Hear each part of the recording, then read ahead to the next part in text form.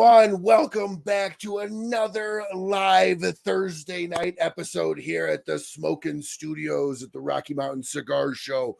Looking so forward to this show. I tell you what, they were so kind enough to send a 5-pack of the cigar that we're going to be smoking tonight, that the whole show is going to be based around. I didn't even trust myself to open the 5-pack in fear that I would smoke probably most of them. I've been very much looking forward to trying this cigar. We've got some fun stuff coming up on the show tonight. Maybe a little ghost stories. We're going to try to do a long ash contest that most likely I'll end up wearing all over myself. And I guess also I'm sporting the brand new La Aurora. I am the manliest man that they could find to wear the shirt for the first time, I guess, which is fantastic. It's no better than a big old bald guy with a beard smoking a cigar. So let's go ahead and give big shout outs to all the sponsors that make this show remotely possible. We've got BAMF Cigars, ROCF Cigars, promo code inside the description for 15% off both websites. We've got Kristoff Cigars, Karen K by Karen Berger Cigars, Sagrado Cigars, New Air Humidors. Again, the promo code is inside the description. And folks, I get not a damn dime for you guys using that promo code. I have the promo code in case anybody watching the show wants to use it through either BAMF or ROCF or New Air. So please take advantage of that. Buy all you can and all you want. Micallef Cigars, Big Sky Cigars, Cornell and Diehl Pipe Tobacco, and the big guest of the night. As this is a sponsor-driven episode, there will be no more scrolling tickers at the bottom other than the What Are You Smoking Tonight segment. But tonight we've got La Aurora on the show, and we're actually going to do something a little bit different tonight. When we bring them on, we've got Willie and John. We're going to have the other introduce the other, and we have no idea what they're going to say about the other, but they've known each other for a long time, and I hope we get some quite embarrassing, maybe some fun stuff going on.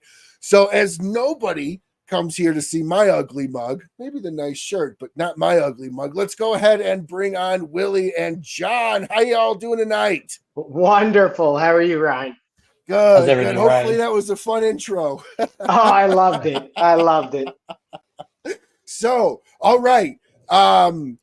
Before we talk about what we're smoking tonight, Willie, I want you to introduce John, and then we'll let John introduce Willie. So, it's with my extreme honor that I present to you a 12-plus year seasoned vet, a newly dad, everyone's favorite fighting Irish Mexican, everyone's favorite Mizzou fan, KU fan, from Lenexa, Kansas, John Ferrigen, everybody. Oh, man, that hurts. So, without further ado, DJ Willie Will, man of the hour, Cuban sensation, the face and the man behind La Aurora, promoting, executing events, and our podcast extraordinaire. Wow. Now, I couldn't have given any better than that. So, I'm actually going to try to light my cigar doing something a little bit different. Now, I've done this with a Toro. I've never tried to do this with a Robusto, but I'm going to steal one out of Kevin Shahan's playbook and see if I can't light it with the spindle or with the cedar splint here. So while I'm doing that, we're going to go over the What Are You Smoking Tonight segment, sponsored by Dunbarton Tobacco and Trust. So while I'm getting this going and trying to not burn everything on my face with this massive flame that's about to engulf me, Willie or John, go ahead and explain what we're smoking tonight. Willie, you got this. So what are we smoking tonight? We're smoking the new La Aurora 120th anniversary. It's to commemorate the 120th anniversary of our company. As you know, La Aurora is the oldest Dominican factory making cigars since 1903. And what better way to pay homage than to smoke a 100% Dominican puro. We have a Dominican Habano 92 wrapper. We have a Dominican Allure binder with a filler that consists of Piloto Cubano, Corojo, and Dominican Allure, all pleasantly put together for your enjoyment this evening. Ooh, did you get it, Ryan? Nice. Is it going? Did. Yeah. Might need a little touch up, but it's going. Good. No cedar on the beard. You're good there. And the beard's still there, fortunately. I was I know concerned for that's the beard. highly I was combustible. I was worried about the beard. I wasn't gonna lie. I was Well, worried. I didn't put anything in it tonight because I kind of thought I was going to try to do that, but yeah, I didn't. You know, and then Smart I have man. a Christmas tree. Yes. So thank you so much, Steve Saga, sponsoring this show with the "What Are You Smoking Tonight" segment. And let's go ahead and let's get into the cigar a little bit. Why is this cigar so important? Why are we wanting to do a long ash contest? Which, by the way, Willie, I saw you lit up before me. You're smoking this. Did you ash yet? No. Okay. So these guys lit up like 20 minutes ago. Apparently, I was the only one that waited for the show for the whole long ash thing. So I'm still. It's a cigar. When you have it in your hand, you're going to light it up. You can't wait. I can't not have it in my hand and smoke it. Sorry. It's very nice pepper, great spice in the mouth, very smooth on the retrohale with just enough spice coming through the retrohale to not be considered what I would be like on the mild to medium side. It's definitely mild or medium plus. Medium plus for sure on my light up. So, but well, and the nice thing is every cigar we produce, it's one of those cigars where it never lingers with you. It's very clean, very complex, a sophisticated taste. And so this one, although medium to full body, you can smoke multiple and your palate's never fried. Yeah, I plan on trying to do that tonight, and we'll test that theory. So I have a couple laid out already. So, but why is this cigar so important to La Aurora? Obviously, La Aurora has its roots back to 1903, which is where the 120th come out. But why is this cigar so important to you guys? What's so special about it? I think for us, first and foremost, is this was an intro to the new La Aurora USA. You know, it's celebrating our 120th. At the trade show, we had our first ever La Aurora booth at the PCA, which we like to brag about that a little. We took the best in show for large booth. So it was a showpiece. You know, we knew we had to pay homage to the brand, but also show what La Aurora looks like going forward. And I think the cigar, the packaging, I don't know if, do you have a box? Did we send you the 5-pack or the box? 5-pack. So the box itself just presents beautifully. It's an updated imagery to it. It's very clean, has the new dawn, which is kind of, you know, what we're encompassing with our vocation to the brand, our, you know, how we talk to the trade. It's, you know, what we're doing going forward is going to be a completely new La Aurora. So let's talk about that for a little bit. So back a little bit ago, you guys on good terms, had a separation with the distributor, and you guys had brought a lot of things in-house, including hiring one of my very, very, very close friends that helped me launch this show, Nico, away from my home lounge. So now I don't get to see him as often as I used to. Thank you very much for that. But no, in all seriousness, he loves it. He loves the job. I talk to him all the time. And so what was that? Why did you guys decide to do that?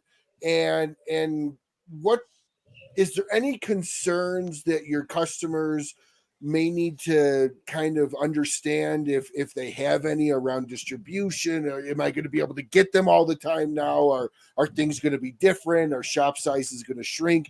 You know, just what kind of reassurances can you give the public that loves La Aurora that nothing's going to be different? I think first and foremost, thank you to Miami Cigar. They've helped us from day one. They continue to help us. We're in constant contact with Jason and his team. They're continuing to field, you know, accounts questioning the brand and asking for, you know, product inquiries.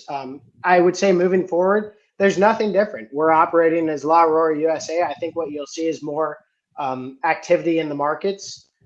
You'll start seeing more events being put on by our team, and it's more focus on the brand. You know, I think Guillermo and Nestor had a mutual understanding of what was necessary to move forward. and the decision was made, and we're all in line. We're all locked in arms to say we're going to do what's best for our own companies. And so moving forward, I would say customers continue asking your shops about La Aurora, continue searching it out. There's been some communication issues with who's distributing it. So people have still been contacting Miami. Contact us, reach out to your retailers, tell them, hey, we're looking for any of the La Aurora brands, and they'll get in contact with us. So Willie, anything else from you? I think you summed it all up. Yeah. So now that La Aurora is going all in-house for their distribution, what were some of the first steps that La Aurora had to put in place to be able to do that? And what is kind of your guys' goal for expansion going across the U.S.? Man, oh man. First and foremost, it's building the foundation. It's getting the key figures in places that make the most sense. Right now we've made the hires. Ed McKenna, our boss, he's CEO, and he's building out a team that we're all family. We all lean on each other daily. We all communicate daily. And that's our voice going forward is, we're looking for the right people, but the people to complete our family structure. I came on, Willie came on at the same time. And then we hired a director of operations, Gracie Teneo. Phenomenal. And then she's hiring people along her stack, and I'm hiring more people along mine. Right now we have a team of 8 exceptionally phenomenal employees that have been in the industry, who are knowledgeable and who are bringing different assets to the table. So right now we're looking, 2024 to expand the sales team, because right now Willie covers the whole I-95 corridor. He covers the entire East Coast. I'm overseeing 15 states in the central region. And then we have Nico down in Texas covering a nice majority of land, and then George Ziglief out on the West Coast. So right now it's finding the right people. And that's, we're all passionate about this industry, but we're passionate about each other. Our sales team was together this week, and I think Willie can contest that we've never laughed so hard, but that's the kind of spirit we want. Okay. Willie, what's your thoughts on it? How do you see this expansion with La Aurora now that they're having to build their own sales team? Because you have an extensive sales background in the cigar world. And by the way, I'm 20 plus years in sales myself. So these questions to me are always fun, kind of how these things get built. And that's essentially what you guys are doing is you're building an entire sales team. So what's your take on that, Willie? It's been fun to work with John. I never thought on a trip through Kansas that we'd be able to be together on this awesome project. I remember when they told me his name, I was like, really? I texted him and I was like, call me. There can't be that many John Ferrigens in this industry. But it's fun. This is the first factory I fell in love with. My history is with Miami Cigar, so it's the only factory I pretty much ever worked with, and to be able to start this new chapter in their life is amazing. They have a great story, and we get to properly tell it. I mean, it's one full of so much family heritage and history. I mean, 120 years, and it's 5th leg of family-owned, family-ran, 5th generation. Mm-hmm. So, I mean, there's so much possibilities and so many things we can do with the brand, and we get to create the new story of it. Absolutely. And real quick, so Sean, Nico was too scared to come on. I'm not going to lie, Sean. Nico was too scared to come on. He thought I was going to grill him. I don't know. I love the kid. Close friend. He didn't want to come on, but he will. Don't worry, because I'm going to twist his arm until he does. He knew you had too many stories, Ryan. He didn't want to come on. We need those stories for the record. So we need those stories. So, by the way, that's something I think needs to be commended, by the way. You had just said 5 generations, okay? You know how many businesses get beyond 3 generations before they're 1 sold or 2 run into the ground? Mm-hmm. It's something like 20 or less % of businesses started that go beyond that, like third generation when they kind of grow. And a lot of that has to do with the fact, my father built it. The reason why my son cared is because he saw the father struggle. And then now my kids are born with too rich or too, they don't have to go through that struggle like my father did. So they kind of just lose that, if that makes sense. They don't have that same ambition. So it's always fun for me to see that ambition with 5 generations inside of one industry. That also means you're getting a great quality product because they know what they're doing. They have the expertise, not just in the company, but in the family, to be Correct. able to pull off great cigars. Well, and I think that's a very important thing to say, at the trade show this year. I think it might have been the first time ever that Guillermo, his 2 daughters, Michelle and Daniela, and his wife, Michelle, were present all together. And I think this year showed that the family is invested in the U.S. premium market more than ever. And so I think that's huge because, like you're saying, after 5 generations, a lot of times you lose interest, you go in a different direction, but they're showing we're doubling down on the premium cigar sector. And we want to continue telling this story because it's an authentic, it's a true, and it's an amazing story that needs to be told for generations. No, absolutely. I love hearing about businesses owned under the same company, same family that have been around that long. To me, that's just a huge inspiration. That also gives you guys a lot of quote unquote mental job security because they've been around for 120 years. Like, where are they going to go at this point? Yeah. But let's kind of jump into each one of you individually here. So, John, as this is your very first, we popped John's cherry tonight, everybody. So hold on. Here we go. Cheers, John. Hey, let me get my. Hey, just like Paulie Cicero said, hey, you popped your cherry.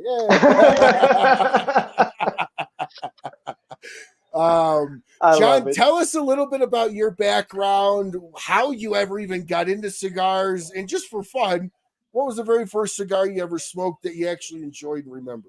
Oh, man. Okay. So I was in college. I was looking for a part-time job. I threw javelin at a junior college here in Kansas City.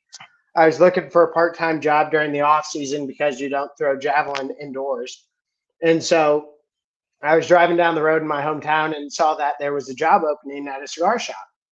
I was like, oh, that'd be fun, work part-time, hang out, smoke cigars. I've always been passionate about cigars, so might as well. 2009, I knocked on the door at Outlaw Cigar in Overland Park, Kansas. The building wasn't even done. Kendall was in there walking through. It used to be a macaroni grill, completely gutted. Him and I talked and we BS for a while.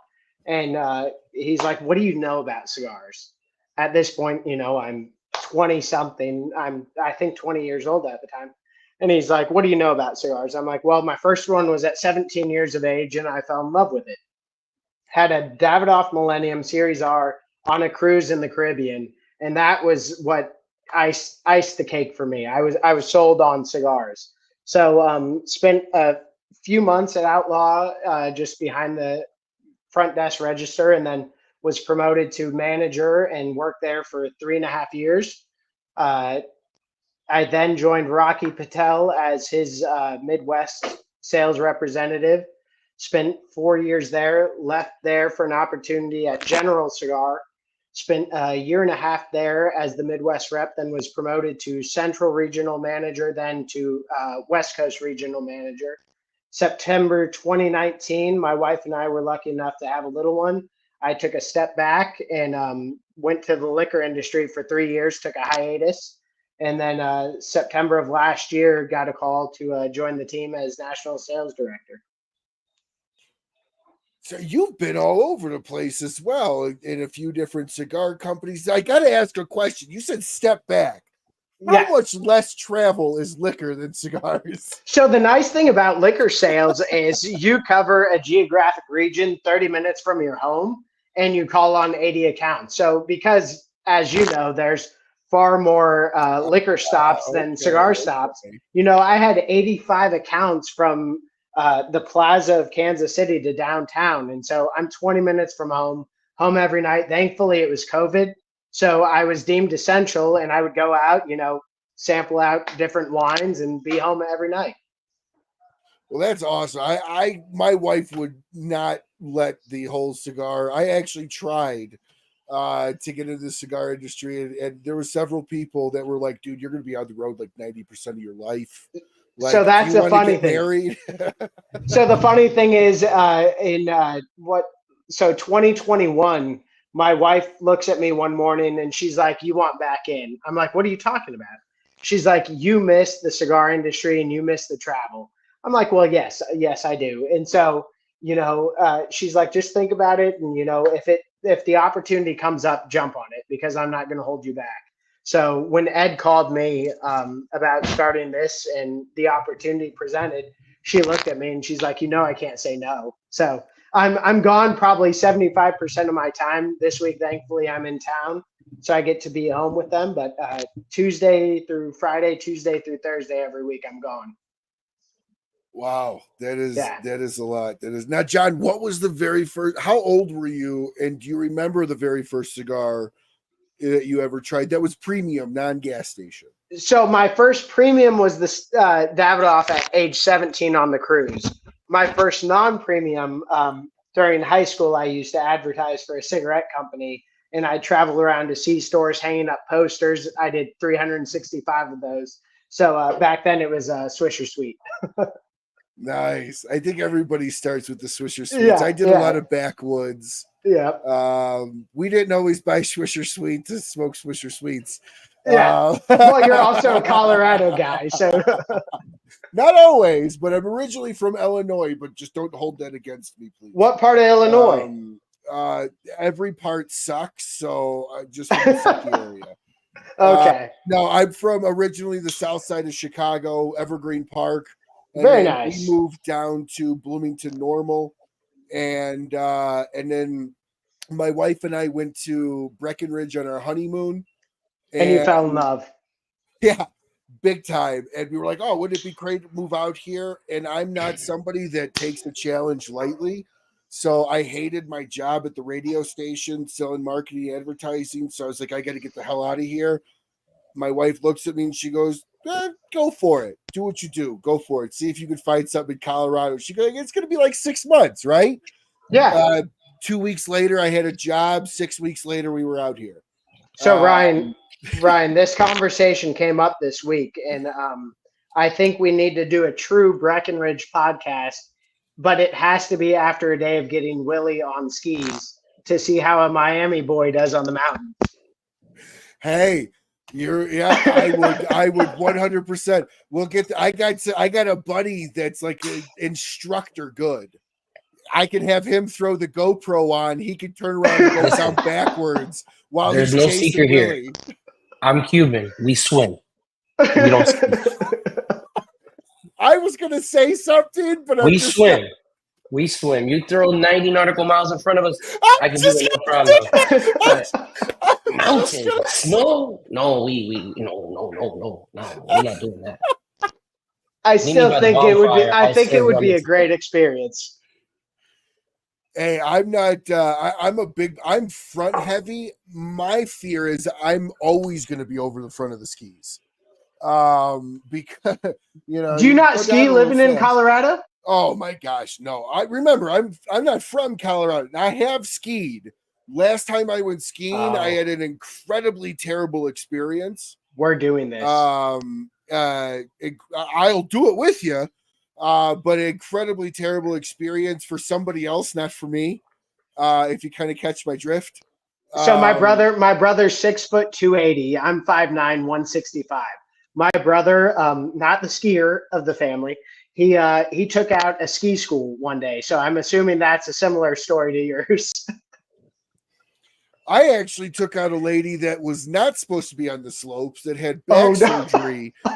So, like a year or two prior, that got steroid injections every like 6 months. And she's like, well, the only thing that saved my ass is that she openly admitted to my counselor, I was 16 at the time at a camp in Wisconsin. We went to Ski Brule. She openly admitted to my counselor, who was an attorney or studying to be an attorney. And she said, my doctor told me not to go skiing, but I'd never fall. And in the back of my head, as a smart ass kid, I'm like, well, you can still hold on to the you never fell part and hold that true. But no, I cleaned her clock, and it wasn't, I felt terrible, to be very honest with you. I had a snowboarder cut across my skis. I dropped my sticks. The plow thing didn't work anymore. And at Ski Brule, they line up at the bottom of the slope for the lift. I had to cut hard left. I started yelling and screaming. I was a big boy. I benched 300 in high school. So I there was this kid, I remember kind of tossing the kid off to the side. Few people dove, and then it was like slow motion. Like I could still vividly see it, remember it. She just deer in headlights. She just stood there, and I had to make a snap decision, me or her. I got down in a football stance, and I protected myself. But the paramedic team ran over to me. They're like, "Are you okay? Are you okay? You snapped her skis in half." I'm like, "Okay, Lord." So they're like, "No, you don't understand. We seen the shoes get snapped off, but you broke the skis in half. So that means you had to have stepped on them when you hit her." So they wanted to make sure I was okay. But like I said, I wasn't at fault, even though I got asked to leave. Nothing ever came out of it. But I had skied several times up until that point, and I had a great time. I did one other time after that with no issues at all. But Willie on the bunny slope out here would be just amazing. Gold. And I want to do it out cold style, where we do it King of the Mountain, but you have your glass filled with Leon Jimenez. Do you like that product placement right there? This just spells bad news. I'm calling HR in the morning. Calling HR. We might have a Sonny Bono situation if we let him drink that going down the mountain.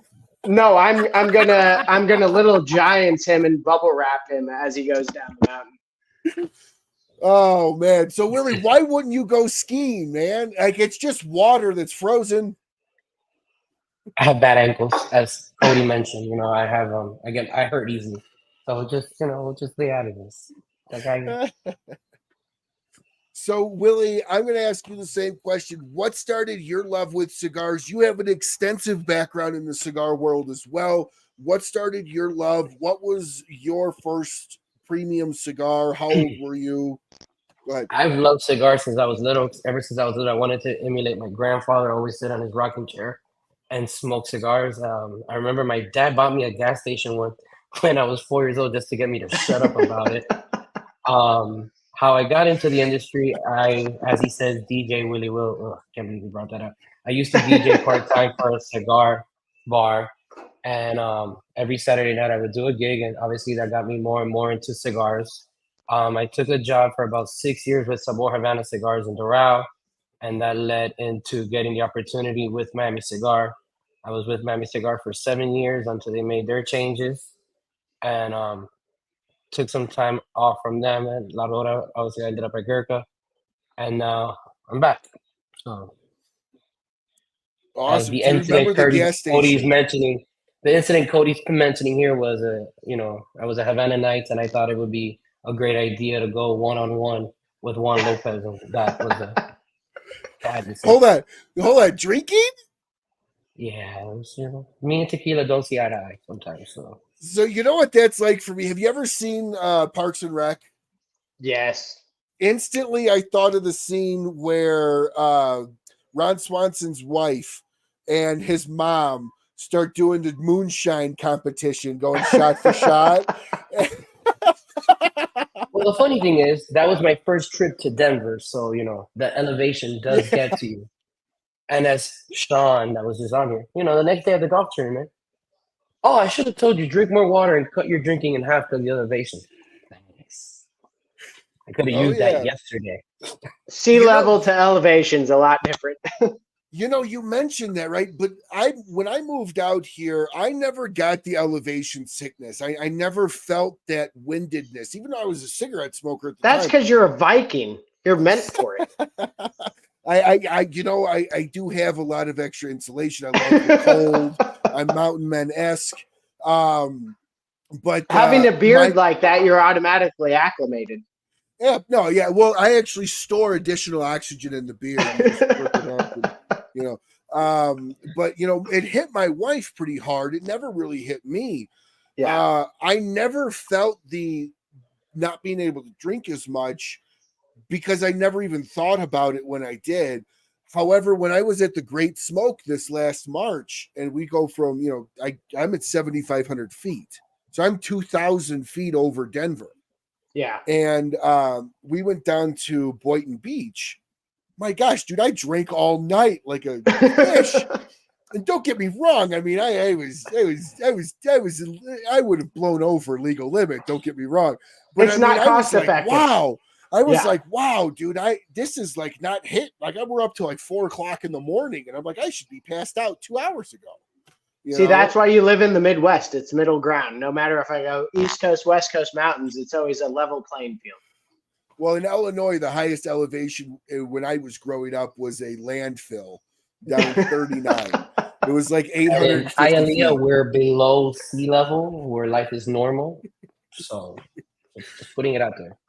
So let's kind of go into, Willie, you were brought on to be the brand ambassador, right? The brand marketer for La Aurora.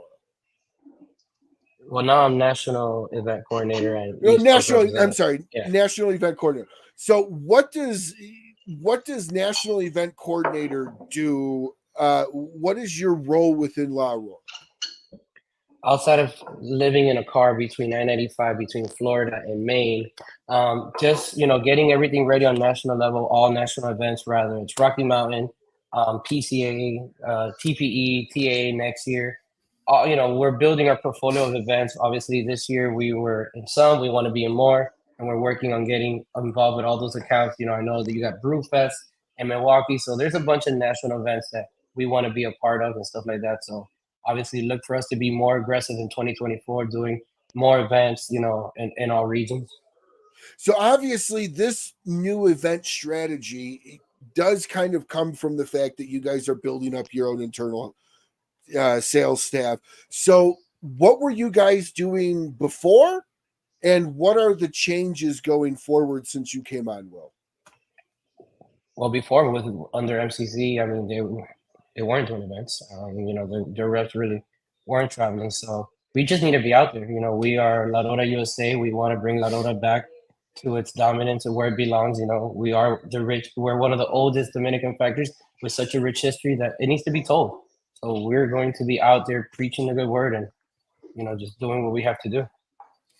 So are you finding the education side of, because there wasn't a whole lot of the branding done pre you guys bringing everything in house, are you finding that you're still running into a lot of people that don't know La Aurora, or what's your branding strategy now that everything's in house?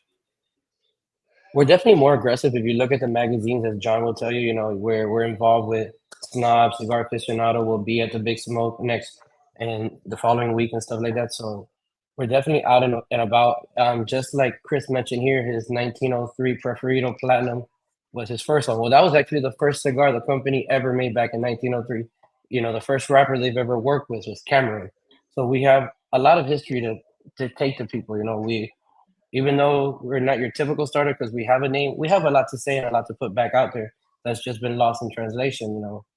We're Dominican, we are the Dominican cigar, and we're gonna make sure that people know that. So would you classify La Aurora as boutique? If so, what is your definition of boutique? By no means, I believe we are boutique. I think we are a heritage brand. Okay. Well, the reason why I ask is because I know you guys are under a huge growth and you're trying to grow. So some people consider themselves boutique because of the size or maybe reach. So that's what the question was. Ryan, I would say brand manager John Gaglio, him and Willie work on all the events, all the national structure. John Gaglio's been doing a ton of market research on where La Aurora sits, La Aurora, in the eyes of the U.S. consumer, is still very much a boutique brand. Okay. What we're doing is we're trying to create that brand awareness, the brand knowledge, and get it in front of people. So you look at a lot of these brands, the Cohibas of the world, the Romeos, the brand integrity there, based on whether it's a Cuban brand that it has the name in the States, which you see in a lot of retailers. People are like, oh, I had a Cohiba in Mexico. I'm like, well, it's not a Cuban, but yes, you did. So people know those brands. So what we're doing is we're hitting the right publications. We're doing the right podcasts. Like tonight, we're getting on with you. We're talking about the brand. We're trying to get in front of the people to really show that, when you talk Dominican cigars, La Aurora should be in the top, 2 to 3 brands that are mentioned in that category. So I think with Willie executing events, with John and Ed working on brand awareness, with me infiltrating the sales and trying to make sure we have the right programming in place for our team, we're doing the right things to get the brand back to where it should be. Okay. And that's very much of an honest answer. You guys do not consider yourselves to be a boutique brand, but in the eyes of the U.S., we La are. Aurora would still be in that boutique classification. In the U.S., La Aurora is as boutique gets. There's the hot markets. There's hot markets where it does well, and whether that's Dominican population, whether that's people that have traveled to Dominican Republic and visiting our factory, it's still, when you look at a heat signature of the country, it's still very much a boutique brand. So as you guys are going through and building this out right now, how many stores is La Aurora in across the country? So from April 1, when we started, we had to start with 0. So legally, we did not take over any information. We're starting brand new. We're getting out. It's a new company, so we have to get, account applications and all that other stuff. So April 1 to now, we're at 300. And we're pushing into, Congratulations. Yeah, it's been impressive. Willie, the team, myself, Marissa, that just is helping us in the back office, and all others. It's been just a force to get out there and hit all these accounts. The PCA was huge for us. So going into PCA, I think we had 100 accounts up to PCA. And then PCA, we, ended up getting 150 at the show. And then post that's just been working the markets. That's impressive. You went from 0 to 300 in very little time. We're moving quick. It's, we're the honey badgers right now. We're out there and just attacking everything. Well, I know pre-show, Willie's like, I pay rent in this state. When I asked him where he lives, he's like, well, I pay rent in this state. But I pay rent in Orlando, but as we speak, I'm in Fayetteville, North Carolina. Yep. I think we have P.O. boxes now in every state, so guys can pick up their samples and stuff around. No, it's been hard. It's been really tough because, it is. We're concentrating. We're doing events. We're doing all the right things. And I think the states that we're able to get to a lot, and the accounts that are willing to support the brand, you're seeing exponential growth. And then it's a lot of the areas we just can't get to. Willie being based in Orlando, me being based in Kansas City, you can only cover so much geographic region. So from here, it's spreading the word at, large multi-vendor events. Willie and the team are going to Big Smoke here coming up next month, doing podcasts like this. It's how do you spread the word? How do you start that fire that will ignite and get people talking about the brand? No, absolutely. And you guys have done a lot, in talking with Nico. You guys have done a lot to build that name recognition. You've done a lot to ensure your customers, your loyal customers, that nothing's different. Only things are going to get better, which is, I think, a lot of reassuring when you're doing the growth that you guys are doing, the pain that you guys went through with bringing everything in house and expanding. As somebody that has grown a sales team before, that's a ton of work. That's a ton of work. So what I'm curious is, I always like to ask this because both you guys hire people, and I'm sure both of you guys have let people go for various reasons across your life. Willie seems to be the type of guy that's probably like, yes, I get to fire somebody. Totally kidding. Totally kidding.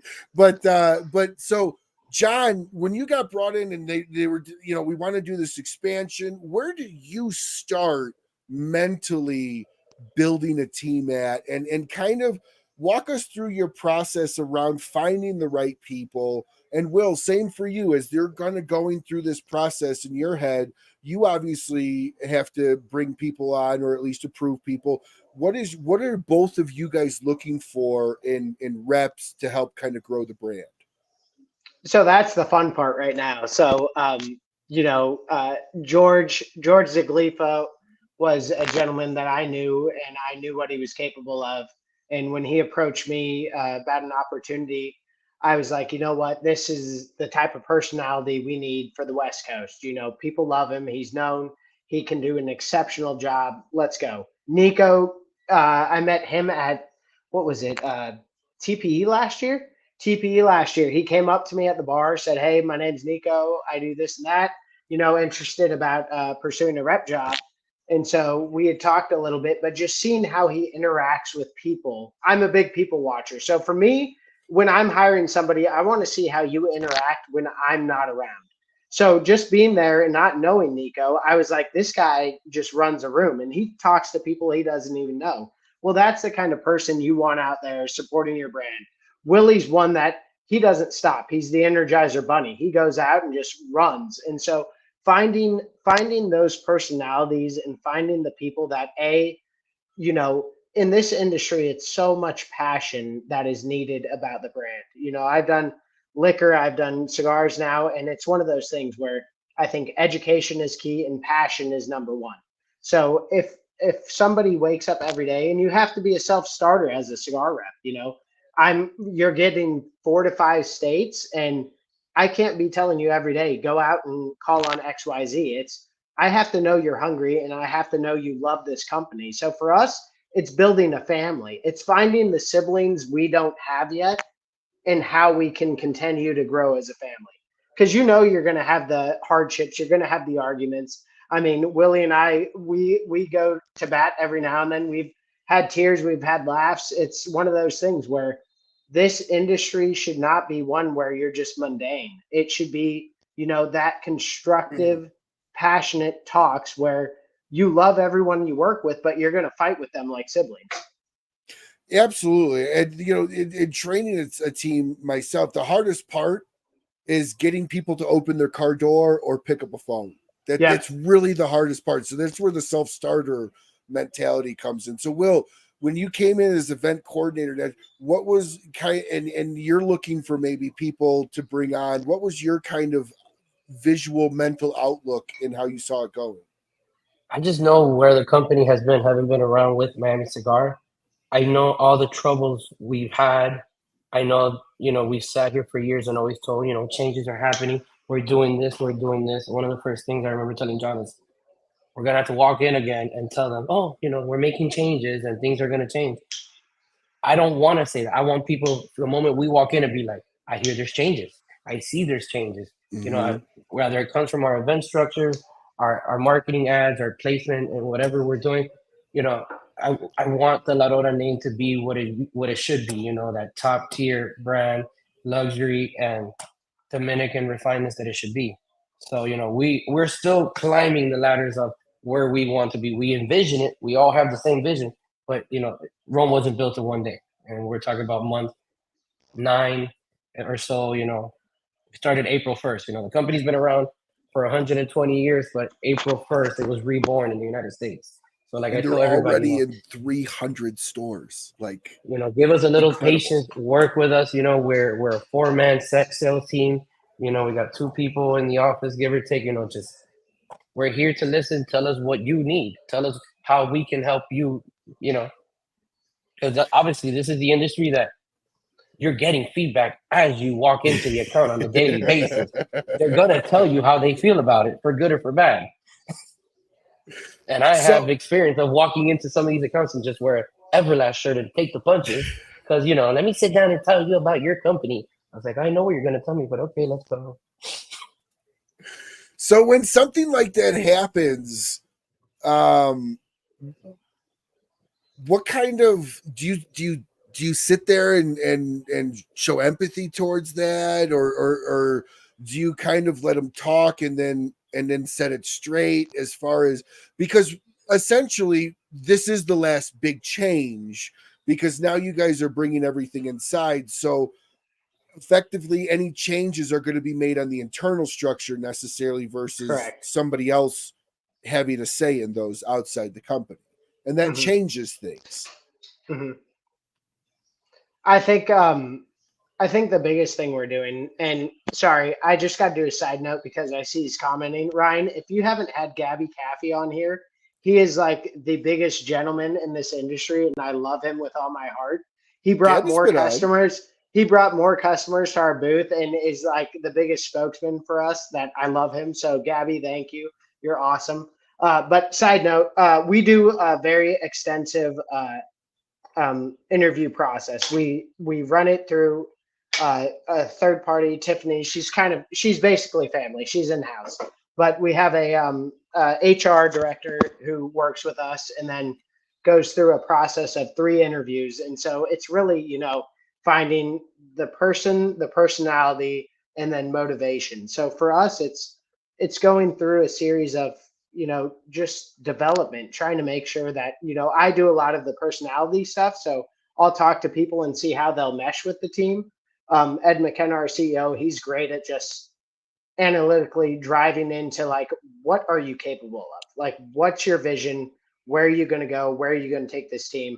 And then Gracie Teneo, she just beats people. She's awesome. She will find who you are. And then Willie as well. He can read people. He can talk to people. So I think for us, you can teach anyone the products. You can teach them what tobacco is. You can teach them about cigars. What you can't teach is personality and sales ability. So for us, it's, the right personalities coming into this team. No, and like I said, I when Nico told me that he was going on with you, and obviously, John, I saw you at Havana Nights, and when Nico was telling me he was coming out, I was so excited for him. That seems to be kind of how a lot of sales reps start, is inside of a lounge, walking up to another company going, "Hey, I would like to work for you guys." Well, it's very I always say it's the mafia. It's very hard to get into and very hard to get out of. I think Willie and I can both agree with that. Blood in, blood out. Yeah, getting into the rep life is hard, but once you're in, you're in. I tried to leave for 3 years and then I got sucked back in. So it's this industry consumes you, and it's the people. It's people like you. It's people like we see in shops every day that you just care for them and you develop relationships in this industry unlike any other category. So for us, it is, you meet a lot of the personalities, a lot of the people in stores at events. Who is your biggest spokesman in those stores, or who is kind of consuming the lounge, who's talking to all the customers, who's educating them. So for us, it's finding the people that work retail, or finding, the customer that's kind of the ambassador of a certain brand and saying, "Hey, have you ever been interested in this?" And a lot of people think that sales is just a big party and everything like that. So when you guys are talking to people, talking to Will, I pay rent, in Orlando. It doesn't mean he's there a lot. Same with you, John. You're gone quite a bit too. So when people are coming on, what are you finding to be some of the biggest misconceptions around the cigar industry? Willie, we'll start with you. Well, I always tell my friends, like, they see the one group picture of an event, and let's say Providence, Rhode Island, and 100 people are there. Yeah, you see that one picture of that one moment that it's just, yeah, that was fun. What you don't see is the months of logistics that took to that, the meetings it took to coordinate all that, the windshield time you spent, rather by plane or by car, away from your friends and family, wife, kids, that got to that moment. So I was like, if you want to be a homebody, then this ain't for you. You're gonna get to sell being out there. The phone and emails are only gonna get you so many places. But let's be honest. This industry is driven by passion and love. 100%. 100%. You know? So, John, go ahead. Sorry, Willie. No. No, I was going to ask you the same question, John. What's some of the biggest misconceptions you think people talk about? One of the things that I hear all the time is all you guys do is party, drink, smoke cigars. Correct. And we do. No. So I would say a lot of people think drugs are great. I mean, that's the thing. It's one of those, I hate the saying, work hard, play hard, but that's what we do. We may be out doing events or taking accounts out, and you're out till 1, 2 in the morning, but at the same time we're on conference calls at 7 a.m., 8 a.m. So, although you think it's just like, oh, I can go out and just call on accounts, smoke cigars, play golf, go fishing, do this or that. It's like, no, you still have a job to do. And what that entails is your region is your company. So Willie, myself, George, Nico, and all the others, our territory is our company. So you still have to forecast, your hard goods, your event goods. It's a lot of detailed work that goes into being a cigar rep that a lot of people miss. And so I would say, yes, the job is a ton of fun. Yes, I have had plenty of crazy nights where I was up way too late, but I had to be up early. Right now I get up at 6 a.m. I'm at the computer by 6:30. I'm working emails and all that. I'm on the road by noon, and I'm seeing accounts till 10, 11 o'clock at night. So it's a very tough lifestyle, and it's a very hard job. But if you're great at it, you make it look like Willie, and you're an influencer just hanging out at lounges, just chilling. I'm no influencer. Stop that. I think Willie needs a bigger territory. I'm thinking about we need to expand him a lot. I'm losing you guys. I'm getting bad reception. So, one of the things that I love is just fun style questions. So, Shoot.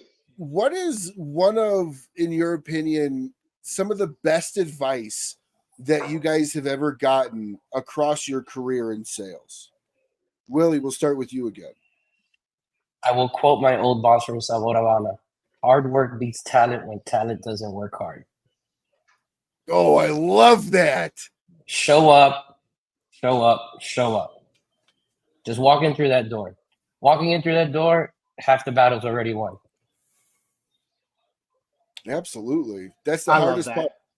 That needs to be on a poster. Yeah. On the inside of a La Aurora limited edition box. I love that. Like, seriously, that's a great... Say it again, Willie. That was awesome. Hard work beats talent when talent doesn't work hard. Oof. That hits home. That hits home big time, especially when you've been in sales for a long time. So what about you, John? I mean, I was introduced to sales at a very young age. I was probably 10 years old when my dad introduced me to Glengarry, Glen Ross. So ABC is always, that's my bread and butter, always be closing. So for me, my dad, VP of sales for an international engineering firm, and he was the one that instilled sales to me. He said, it's relationships, make them your family, but always know it's business.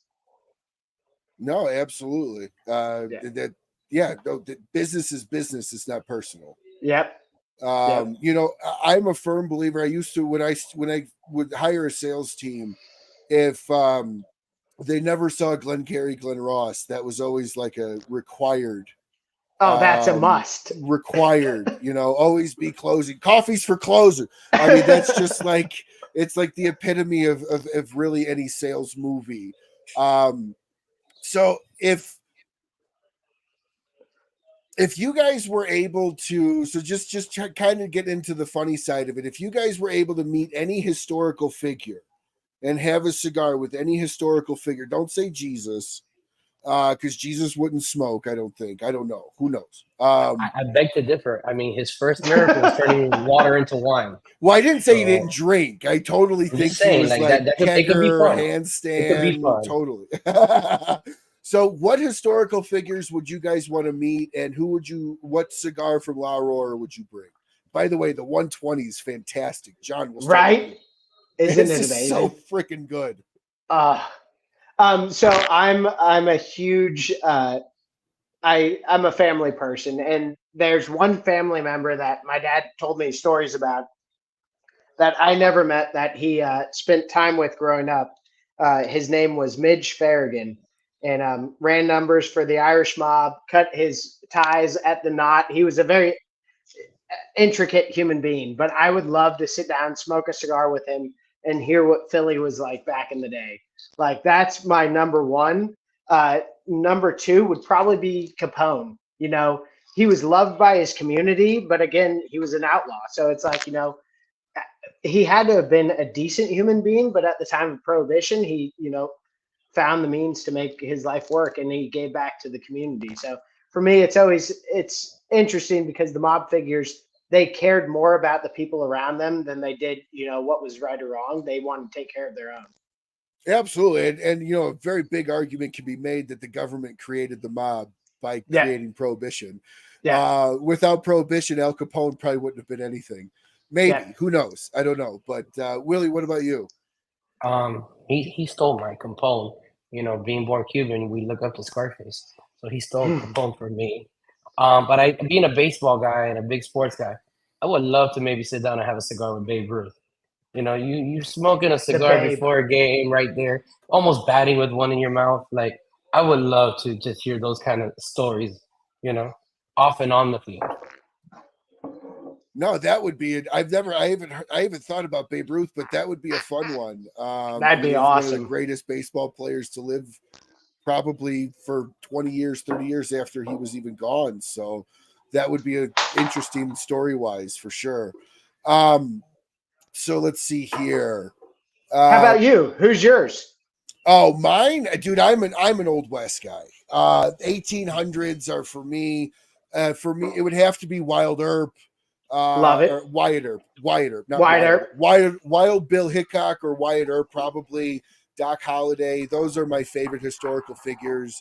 Okay. About 1820 to about 1875.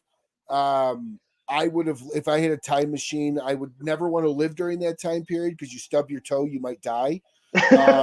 And just because everything sucked medicine wise, like it might amputate you because they don't know any better. But as far as a fun historical time, talking with somebody like Wyatt Earp, who was in all the shootouts he was in and never to be grazed by a bullet ever in any of the shootouts, like that's impressive. And I would like to kind of dive into that and check that background out. Those guys would be amazing.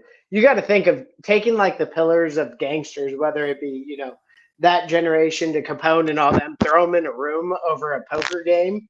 Like, I would love to hear that conversation. Oh yeah, because I mean, you're talking also the 1800s. Things were done differently. You were able to actually shoot somebody if you wanted to. Get away with it. You know, you can't do that anymore. Even though some of us probably feel some people deserve it. But you know, we'll leave that for a different time. We'll table that for a later discussion. So, but as you guys are kind of going through and growing this brand, and really buckling down, where do you see La Aurora in 5 years? And do you both see yourselves at La Aurora in 5 years, 10 years? Absolutely. Yes. I hope we're at the top of every conversation. I hope we're, you know, the front runner in a lot of humidors. I hope when people talk about our brand, they have a smile on their face and they remember a special moment. I think that's the biggest thing about cigars is I remember a lot of cigars based on a moment. So I hope our cigars bring that experience and bring that moment to where it brings joy. Because, you know, if we're doing the right thing, if we're creating the right product and we create the right experiences, then our cigars will be remembered for a lifetime. Absolutely. Absolutely. What about you, Will? I absolutely still see myself with them. And I hope to bring us back to where, you know, like he said, top of the chain. You know, hope it comes with some #1 ratings along the way and all that great stuff so we can party more. Well, this 120 should be on a list for sure this year. I mean, this is absolutely fantastic. I don't think your price mark is bad. What's MSRP on this? And how do people find this? Do you guys have a store locator on your website they can go check out, or what? The fastest way is absolutely they can go to larora.com, and we have a store locator that will push them to their local brick and mortar. If you're having the Robusto MSRP is about 14 and some change depending on local state tax, obviously. Yep.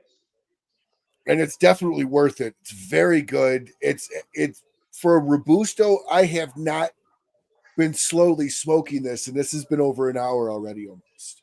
So that's good time. Yeah.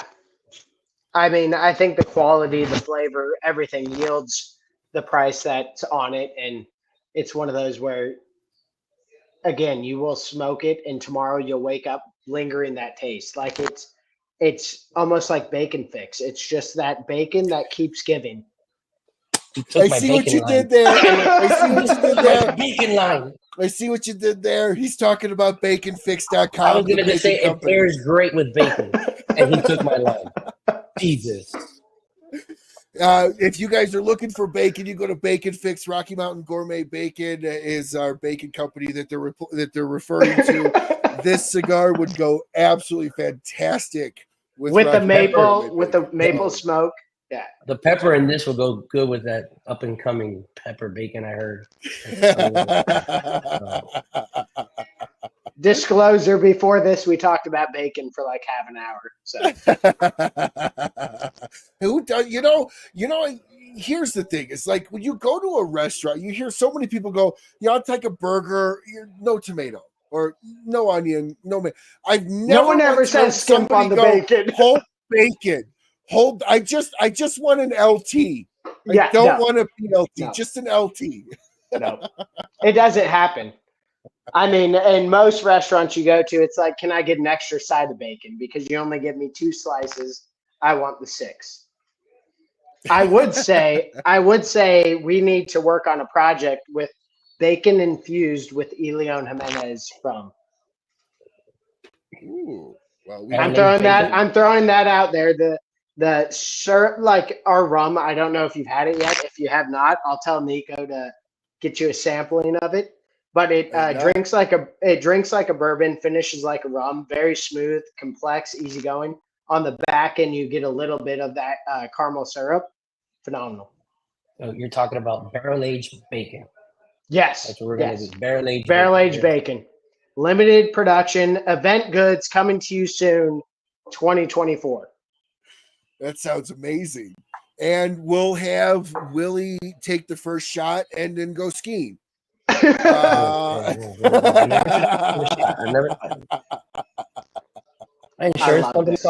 gonna make that happen. You know we're gonna make that happen, right? Well, we're gonna get you. That's what I'm afraid of. I think we should do King of the Mountain, sponsored by La Aurora. Willie, you have to beat Willie down with a full glass of Leon Jimenez. And when there's an avalanche, because my fat ass fell off of the skis, then late. Is there a lid on the glass or like? No, it's open glass. It's open glass. Man.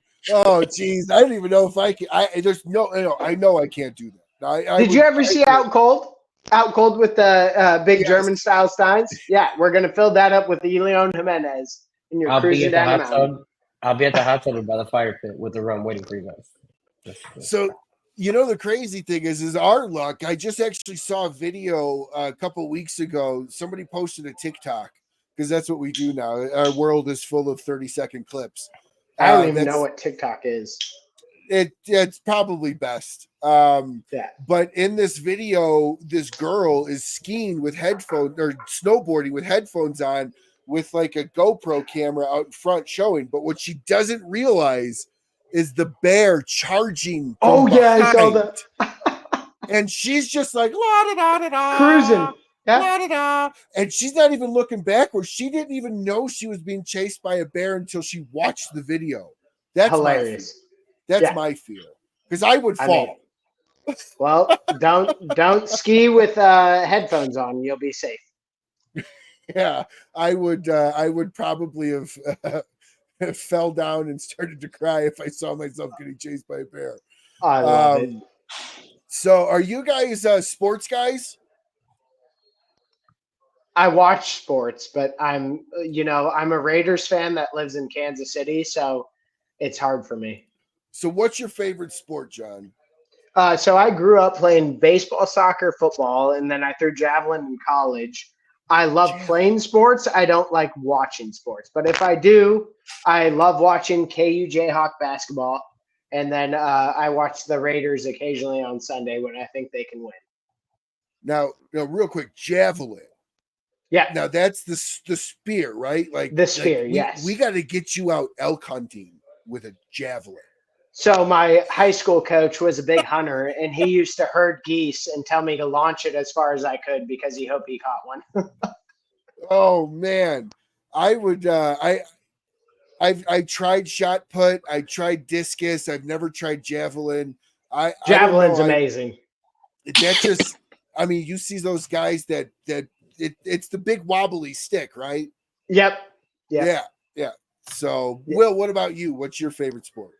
I'm a Miami everything fan. So take a pick. Dolphins, Marlins, Heat, Inter Miami. But if you follow my social media, my family ties are very strong to the University of Miami. 26-year season ticket holder with that. So I don't miss a home game. Wow. Now, you guys have traveled all over the U.S. What about international? Ooh, internationally, I love rugby. I love the All Blacks. And then I've gotten into Formula One as of late because of COVID and the Netflix documentary of Formula One. Okay. Have you traveled internationally with cigars? So not international. Well, I mean, our factory and stuff like that, but elsewhere in Europe, no. You guys didn't go to the big German show several weeks ago? Intertabac, no. Yeah. We're not. No. Willie, what about you? Manuel was there. I soccer. So Real Madrid, the only soccer team that matters on that side of the world. I know nothing about soccer, but I don't talk shit about soccer because those fans will fight. Oh, like the hooligans will come at you.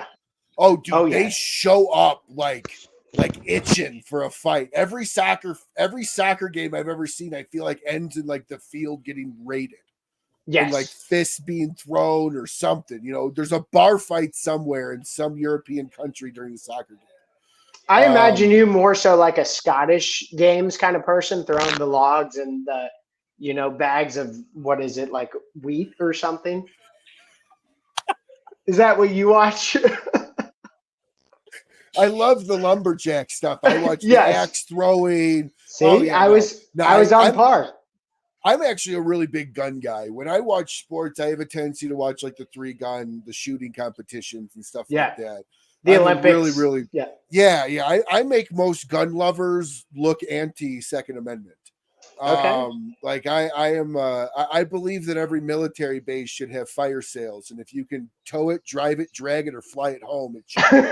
I'm coming with it. So zombie apocalypse, I'm at your house. Oh no, I'm not a prepper, but I mean, don't get me wrong, I've got enough to hold my own if needed. But no, I like the shooting competitions and I'm also a gamer. I don't know if you guys aren't home in long enough to probably turn on a gaming console. But the only time I do, that's a funny thing. The only time I do is probably Christmas Day till the New Year, and that's my week of gaming. That's what I'm allotted from work and wife. Like I'm allowed that week. What do you play? So I'm always first-person shooter. I always go back to like Call of Duty, or if I'm getting nostalgic, I'll pull out the N64 and pull out GoldenEye. Ooh, yeah, but you got to have 3 other buddies to play that. Oh, we do. We do. You always got to be Odd Job because he's the hardest to shoot. He's amazing. He reminds me of myself, a 5'0" guy that just runs around. Throwing your hat, your Aurora exactly. Hat, I'll just toss this off. What about you, Willie? What do you do in your office? I was a Super Nintendo kind of kid. The last console I had, I think, was a PlayStation 2, and it was only because it was a DVD player. Outside of that, I struggle just to make a commitment to watch any series on Netflix, because that means I'm not watching sports on TV or something. But yeah, we stay active. Like I tell people, some father and son go fishing, build cars. Me and dad, we're always at a game, rather a Heat game, a Dolphin game, a Hurricane game. I've taken him to the Super Bowls. I've taken him to the Pro Bowl in Miami. We've been to the World Series against the Yankees and stuff like that. So if there's a game and we can go to, we'll be there. That's more of our.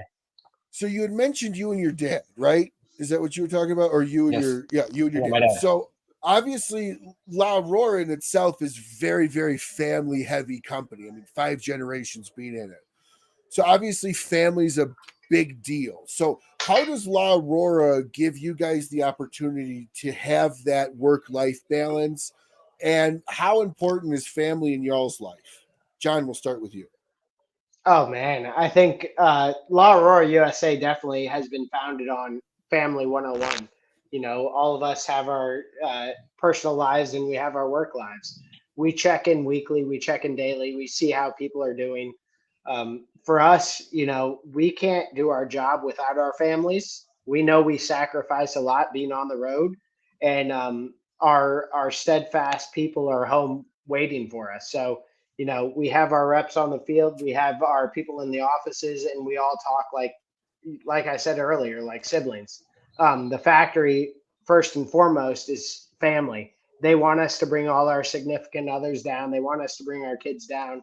It's one of those things where they knew we were fully invested, and they are too. So they check in on us and we check in on them. And I think we all have to make sure our batteries are always fully charged. And most of the time that's because of family. No, and I totally agree. And I asked that question because we've talked about how much you guys are on the road. So I also want anybody watching to understand that the cigar universe is incredibly family orientated. And as much as you guys are on the road, they also want you guys, when you're home, to have that quality time. So Will, what has work-life balance been for you, and what does family mean for you? Family is everything, obviously, number one. And like he says, we check in on each other. When one person is going through something, we're all going through it with it because we're all together. Everybody's very vocal about my football schedule. They give me the opportunity to make sure no matter what that I have my time with dad. That's very important. My wallpaper right now is actually the schedule, so that way it's easy to coordinate my dates and flights and everything. But but even back in February, I was going through a rough family moment with some family members, in the hospital. And every day there were the text messages from the team checking in, people from the factory FaceTiming me. When I'm with Manuel, him and my dad FaceTime each other through and talk and stuff like that. When I got to the factory through a dark time in my life, the first thing was just hugs. Regardless of everything, I was there to do what we had to do. So family first, family always. John's been pushing me to try to take vacation, I don't know, for the last 3 months. And I finally told him at the end of the year when the factory closes, I'll take a week or so off. So, that's everything. As much as they appreciate the hard work, they also, you need to take care of yourself. You need your time to give you, because if not, you'll get fried. You will lose it. No, absolutely. So, absolutely. And everything. It's the basis of our company, and it's the basis of our day-to-day life. Rather it's our work office, our family office, family, everything. Period. Yeah, and I that's really important that you guys can recharge your batteries. I'm like Will. I hate taking time off. As somebody that's been in sales 20 plus years, time off to me means I'm coming back behind. Yeah. So it's hard for me to turn off. And for my wife, she's constantly like, what are you doing on your phone? I better not see an email on your phone. Like, are you checking a restaurant where we're going to go? What are you doing? So for me, it's always hard to turn that off. So how do you guys turn that switch off? Because with as much as you guys work, as much as you guys travel, as much as both of you guys are responsible for, it's hard to not go to bed and wake up thinking about work. So how do you guys both personally turn that off? Will, start with you. It's never really off. Okay, that's honest, and that's honest. Let's just be honest. I mean, my customers and everybody know, you know, I'll check in at the game and they know that I'm with my dad at the game and stuff like that. But if a call comes up, I just step away and I handle what I got to do. I mean, my family is simple. My customers and everybody is family too. So, you know, I love it. There is a balance, and that's normally between, I guess, 1 a.m. and 6 a.m. during quiet hours, I guess. And even then, you know, but you really, in sales, you never really turn it off. Let's be honest. It's there. You always gonna be like, hold on a second, I gotta take this really quick. And you tell your customer, hey, look, I'm at dinner. I'll call you back or whatever. But you know, there's no really off. No, it's hard. It's a little easier for me because you guys are on the road more. You live in your territories. You live with your accounts. Me, my job's over with at 4 o'clock, 4:30. So it's a little easier, but at the same time, Will, I'm with you. Like you always have something to do in your mind, you know, and it is hard. But John, how do you turn that off and devote that time to your wife and kid? I think first and foremost, it was one of those things that, you know, 3 years of COVID, I learned that, you know, some things are more important than work. I love work. I love what I do. But at the same time, it doesn't make who I am as a person. Like, work is a part of me, not who I am. So for me, at 5 o'clock, I get home when I'm in my local market and I'm on monster duty. So for me, my guys know that after 5, I can't do anything. The factory's closed, the warehouse is closed. Like, there's nothing I can physically do 5 till the next day at 9. So for me, I have to kind of separate. If I answer, it's when he's down, when I'm working at the laptop. So I try and box my time where it's, you know, 9 to 5, you have 110% access. After 5, I may respond if I think it's important, or I may respond the next day. For me, it's one of those where you really have to prioritize what's the main priority in my day. Like, for me, a lot of things I can wait till the next day because there's nothing happening once the factory closes till the next day. And see, that's valuable to learn too, because in my case, I always want to do something now. Like it drives my wife nuts because she'll be like, "Oh, this got to get done," and I'm just like, "Well, I'm just gonna get up and do it." She's like, "Well, we're in the middle of a movie." Yeah. We're like, "Well, I'll forget," you know. So I totally understand, and it takes a lot to be able to be like, I can't do anything, and it takes a lot for you to be like, I can't do anything right now. Well, I think what burnt me out was on my honeymoon. You know, I'm on calls every day on my honeymoon. And I'm like, why? Like, why can't I separate while I'm gone for 5 days out of my life? Like, we're selling cigars. Like, don't get me wrong. What we do is awesome. It's amazing, this and that. But at the end of the day, we're selling cigars. So give me that time to enjoy my life and then come back and give you 110% versus 30%. So I think that's my biggest thing is, you know, when I respond to somebody late at night, I'm not 110% invested in the response. I'm 30 to 40. So wait till the next day when I'm 110% involved, and then I'll respond. No, and that's honest. Both of you guys gave unbelievably honest questions or answers to that question. And I appreciate that. I appreciate Will saying he can't turn off. It's hard. And I appreciate John saying I had to learn how to turn it off, you know. One of the things in my life that is so important to me, and it's going to be interesting to ask, by the way, how old are you, John and Will? Will, go first. I'm 38. Okay, I'm the same. Hey, we look good 36. For 38. You got a little bit more hair than me, but I mean, we look good, right? Yeah. Oh, there you go. I'm 36. There you go. See, I would just get rid of the crowd. Like, when I shave it all the same length, it looks the same. And also, my Uncle Dave's on this call. Yeah, so, I was going to. How you doing? About that.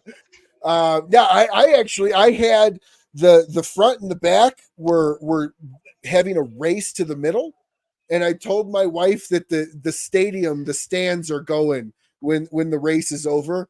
And I just decided my hair doesn't want to be part of my life. I don't want it to be part of mine first. But so one of the things that has helped me so much in my career, and we're all the same age, 2 years different between John, Will, and I are the same age.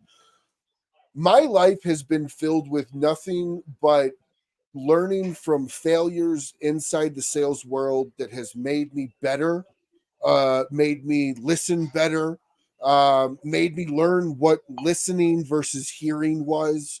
And I had all of this come to me through the guides of mentorship. I have about 13 mentors, 12, 13 mentors in my life.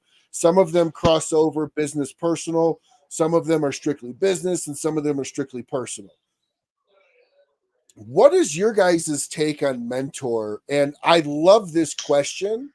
I would love for each of you to define what, in your definition, a mentor is. Will, I'll start with you. Oof, that's rough. I've had a lot of people along the line that have touched me as mentors, so I won't name them all. So I don't leave anybody out, but it's like you said, you learn from your mistakes. And my personal being, not just my work life, but my private life. You know, I've made a lot of mistakes. So it's somebody that's seen me, been there at the bottom, but still said, get up, line up, don't worry about it. You saw what you just did, you hit yourself in the wall. Okay, make sure you don't do it again. You know, like, I can't tell you, you know, you fall down 7, get up 8. There's always tomorrow. There's always a new 24. You know, yeah, you messed up today. Yeah, it didn't go your way. You still have tomorrow. You can be better about it. I mean, you hit it on the head. You know, you learn by doing. Absolutely. And you know, one of the things that I love about having a mentor, and one of the things I tell people that have asked me this question is, it's so important to find somebody that will absolutely tell you everything you don't want to hear. Yep. Now, Will, as somebody that has had a lot of mentors, both personal and professional, why was it important for you to have somebody that told you the hard things versus somebody that constantly was just placating you? We live in a world where everybody just wants to get along. Everybody wants to tell you what you want to hear. You know, and I've always found myself to be that friend. And yeah, I'm going to tell you when you did good, but I'm also going to be that friend that tells you you messed up. And sometimes you need to hear that hard truth. You're not always right. You're not, no, you effed up today. Own it and deal with it. But don't deal in it too long, because I'm going to be that friend. All right, you cried, you had your moments. Let's go. Let's get back out there. But it's okay to be told you're wrong. It's okay to disagree. It's okay to be told, no, your way is not the right way. No, absolutely. I think a mentor needs to do that. I've had some of the hardest life lessons that I've learned with a mentor. And personally, I've had mentors that said they were in it for me, but it was mixed reactions kind of from both of us. But I personally really love the people that are brutal with you. Not brutal to bring you down, but it's everything you don't want to hear but need to hear to build yourself up and even if they to do get break back on you, the bike. even if they do break you, and even if you do fall, it's okay to hit rock bottom. It's just a nice climb back up. Mm-hmm. You know, it's okay. No, absolutely. Absolutely. So John, same for you. What is a define mentor in your mind? For me, a mentor is somebody that I aspire to be like. So, you know, I have mentors in the sense of friendship where, you know, I think they're awesome at connecting monthly, weekly, you know, just checking in, seeing how you're doing as a person. Then you have the mentors in business, like a John Carney from LFD. I I love my conversations with him. We don't talk all the time, but when we do, they are very constructive. They're deep. They're influential, and like Gabby Caffey, where it's like when I talk to them, it's a talk with purpose. So for them, that minimal time I have, the impact that comes from it is astronomical. You know, I may only talk to these guys once, twice a year, but that 30-minute, hour long, 2 hour long conversation I have from them will construct my thinking for the next 6 months till I need that conversation again. So for me, a mentor is one of those people that helps the building blocks to where I'm going. You know, right now, our CEO, Ed McKenna is one of those where I look at him as a boss, but also a mentor. He's one of those guys that will talk to me in a sense where it's constructive, and it's like he makes me think outside of where I'm already thinking, which is huge in a mentor. It's like, I understand where you're coming from, but let's elevate it to the next level. Same with Willie. You know, whenever anyone on our team, and I would say every member on our team right now is a mentor of mine. You know, even though I may manage some of them, they are a mentor. Why? Because they challenge me to think differently, to approach it differently, and then to redevelop our approach to the market. Absolutely, and I totally agree with you. And John, you brought up a great point. Literally, anybody can be a mentor to anybody. It's Correct. never one of those things where it's like, I'm taking applications, you're now a mentor. You know, it's just one of those natural life events that happens. And both of you now are in positions of running a business in certain facets. So now you guys are in a position to where you're bringing on mentees. Well, you hire So- people because they have to challenge your way of thinking. Correct. When I hire somebody, they're better at something than I am. What can I learn from you to increase our effectiveness as a team? That's end all be all. Like what Willie brings to the table is a lot different than what I do, and what Nico and George do, and what everyone else does. It's huge, and we're all learning from each other. So it's an ever evolving formula where we're all mentors to each other, whether we like to say it or not. No, and I totally agree. I have people on my team that are significantly younger than me. And I think for some people, oh, you're younger, you have nothing to teach me. But that's completely not true. Everybody's got their own style. And I've always been told in sales, don't reinvent the wheel. I'm not going to do anything. Willie's not going to do anything. John's not going to do anything to come up with something brand new sales strategy wise. But what you do is you learn from other people. You take from their collage and you build your own collage of things that work. Correct. Yeah. You're never not Absolutely. learning. You're never not learning. You're always learning something. You learn something different every day. So then, would both of you guys say you would say that a truthful statement would be is if you stop learning, leave the position? 110%. Absolutely. Why? I give myself, so Ryan, the truth be told, I give myself 3 years, move up or move on. In 3 years, I have to be accelerating where I'm at. So, you know, whether it's expanding the team, coming up with new ideas, in 3 years, you basically find yourself in a cycle. You know what you're doing. You're an excellent person in that position. So what can I do to accelerate and grow and give back to the company? If I can't, then I have to move on. If I'm stagnant where I'm at, then, you know, what use am I to the team?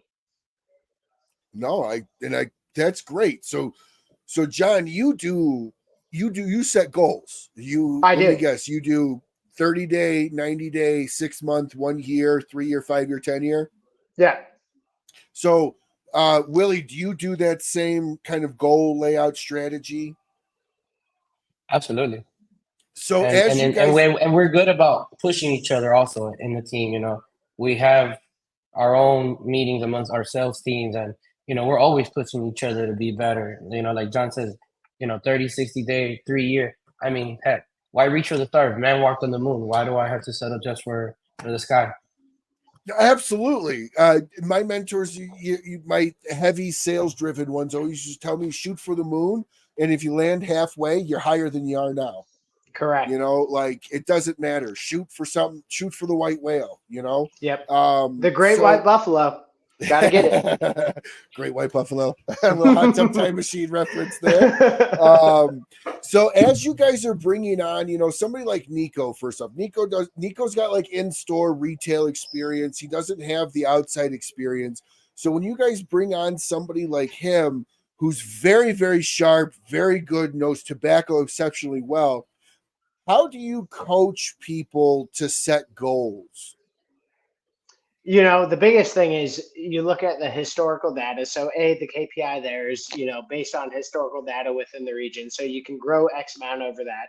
for him, what Nico is great at management. He's great at figuring out what programs need to go into place, what things you have to do within the given region to grow. So with Nico, where the great thing with him is he's a self-starter. He's like, what can I do to grow this account? What programming? So he comes to you with questions, and they're great questions where they're already built. Then you have to groom it out. So with somebody like that, it's like, how can you position him to take over like key accounts, chain accounts? How do you move him up to management? For me as a manager, I want everyone to supersede me at some point. Like, I want to grow out of a position. If a good manager doesn't grow your people, then you're not doing the job. Correct. What I want them to do is continue to grow as we all grow. So for Nico, it's just getting the attributes needed for him to have the gusto to go in and say, this is what's going on, versus having to reach out. It's giving him the tools to succeed without having to get the approval from others. Now, do you go out and do you encourage your sales team? And again, this is a salesy question because this stuff interests me. Do you encourage your sales team to set personal business related goals? What I mean by that is, like, my boss currently will tell me, hey, give me 3 goals you want to accomplish professionally and personally this year. I want to buy a car. I want to buy this new camera. I want to buy a PlayStation 3 because I only ever had a PlayStation 2. Still 2 generations behind, but Willie gets a new PlayStation. So, do you guys encourage that? And the reason why I'm asking is because that's I've always found that it's something to constantly work for, because once you hit your goal, for instance, money is only a motivator until you have it, right? Correct. So how do you encourage your team to stay motivated, I guess, is the better question. Well, with Willie, you give him a Jacob & Co. watch, and you're like, go get it. No, like, honestly, I think, it's been such a fast-moving process that I've failed at the aspect of being a manager. So I've hired the right people, but I haven't done enough to be a manager. So we haven't instilled a lot of that. What's awesome is the guys in the team we have in place already have those goals set in stone. Like, Willie knows he wants sweet tickets at Miami Dolphins next year. So he's going to do whatever he can to get those. Nico wants X. That's also a marketing and entertainment for the company. So a La Aurora booth at the Hard Rock Stadium would just be great, especially as we go forward, World Cup and everything, international coalition togetherness, I see a La Aurora sports spinoff coming with Willie maintaining that. Wait till next year. Oh, hold tight. Okay, hold tight. Okay. Hold tight. Willie's like, shit, we just got in trouble. Hold tight. He didn't disclose the bear. Hold tight. No, but I think the nice thing is right now, all our team, and we had George, Nico, Marissa, and Willie all in KC this past week. And, it was a great think tank for our sales team. And it was also one of those where we talked through our hopes, our dreams, and what's to come of this company. And I think all of us are aspirational. We all have, wishes and dreams, and we know where we want to be. So I think they all have those goals in place. I've just failed them as a manager to say, communicate those and speak them to truth before you go out and execute. No, he hasn't. We'll let him keep saying that. He really hasn't. So I love when friends go at each other. It's always fun. Except it's a positive going after each other. You're supposed to say, yes, you suck. I'm known, and call this a negative or not. I don't really know, but I'm known amongst my friends as the guy you don't go to for coddling. Like, if you want, the woe is me, I'm sorry, here, take a good old baby burp, life will get through it. I'm the friend where my friends will come to you and go, all right, I've talked to everybody else. Now I'm ready to hear what I don't want to hear. All right, so go ahead and just lay it out on me, because that's how everybody in my life that I have been successful with has taken that approach. It's like, I'm not here to coddle you. I'm here to tell you and give you the advice that will build you up. It's not always what you want to hear. So I'm usually in amongst our circles. I know if my friends are coming to me, they've been coddled through everybody else, and now they're coming for like the cold hard truth around what you're the wheelbarrow of shit. You're just take it. Oh no, totally. And I'll build you up, but at the same time, I call everybody out, because I fucked up so much in my life, and I get called out, and it's made me better. And I love who I am. And it takes a lot for somebody to say that. So as you guys are kind of growing in this sales career and kind of putting all of this together, you're obviously having so much fun doing it. Oh, we are. So how, when you guys are bringing on people and everything like that, how do you kind of level set expectations for the role? I mean, level set is, we have to execute X amount of events per month. We want to exceed sales expectations. We want to onboard a certain number of accounts based on the geographic region. So like those are just generic KPIs. For us, end all be all is, how do you get along with the rest of the group? Like, can we all feed off each other? Can we have the energy? Can we have the fun of singing NSYNC in the back of my car when I'm driving them all home from Ocean Prime intoxicated? Like, you said you were never going to tell anybody about that. I did. Okay. So now we're telling the story. So John, how? So no, it's one of those things where, like, at the end of the day, we're exhausted. We're away from families, but when we're all together, you should feel like you're at home. Like, that's our end all be all. Like, we know what we're sacrificing day in, day out, that when we get together, like, you should feel that warm comfort and just like your mama's home cooking. Like, it should be family when we're all together. And that's what it was. Singing in sync. What song was it? Oh, all of them. All of them. I just put on my iPod. Is that even a thing anymore? Like, Jesus, Ryan, am I that old? I don't think you understand. Me and boy bands, if you're in my car and you say you don't like my Tiesto, it's going straight to NSYNC or Backstreet Boys. What about 98 Degrees? Oh, that's definitely on. Will looks so happy about being in the car with that. Oh, you don't understand how amazing that 30-minute car ride was. I may or may not know some of the dance moves from the music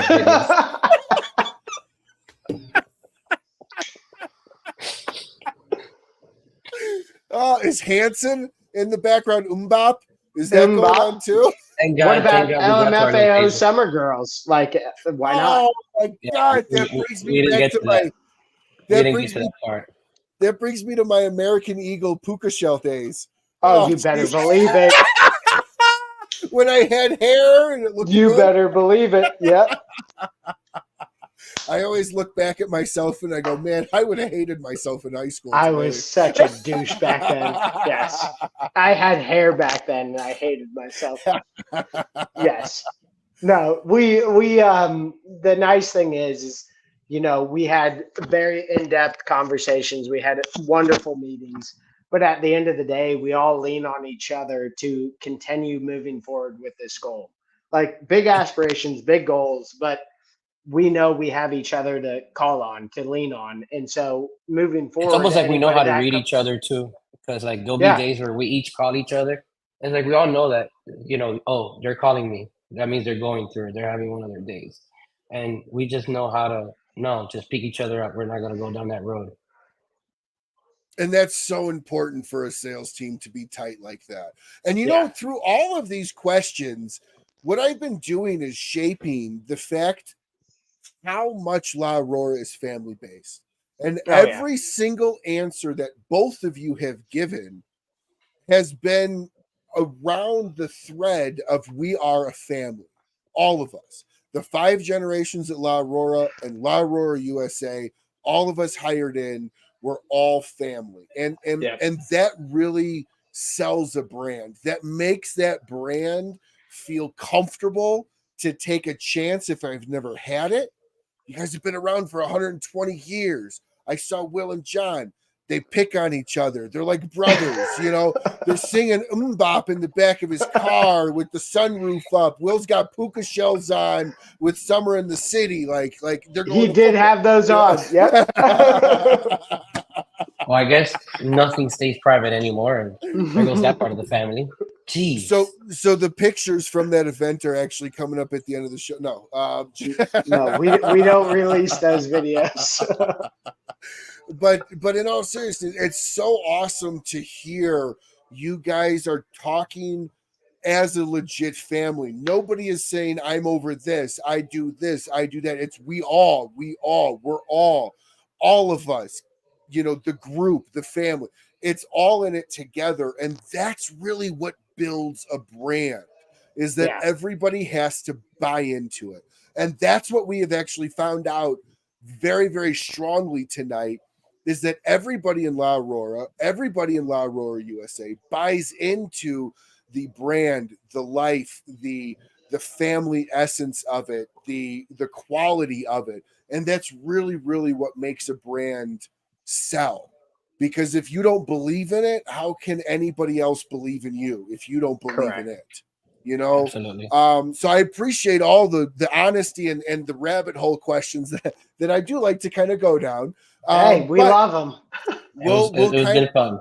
We'll kind of wrap it up with a little bit of lightheartedness. Now, if you guys could live anywhere in the world and you had one La Aurora cigar that you could smoke for the end of time, cost you nothing, where would it be, and what cigar? Will, we'll start with you. I think you got to take me back to Anecapari in Italy, you know, that ocean mountain view with no service. And it has to be La Aurora 100 Años, Churchill. Fantastic. Long cigar. You really intend on smoking only a couple a day. What about you, John? Oh, man. I don't know. 115-foot yacht somewhere in the middle of the ocean. He did work for Rocky Patel. Smoking Ors d'Age for the rest of my life. Give me Ors d'Age and a nice Cab Franc for the rest of my days. I'd be happy. Yeah, you did work with Rocky. Oh, yeah. What's the weirdest food that you guys have ever eaten? John? That I've ever eaten? I don't think anything I've eaten is weird. Like I don't know. That's a tough one. Chocolate covered crickets, maybe? Yeah, I would say that's weird. Good protein. I keep them in my pantry, but you know, I don't know too many people that do. Bacon Fix maple syrup bacon. Find it now, 15% off. La Aurora special. Whoa!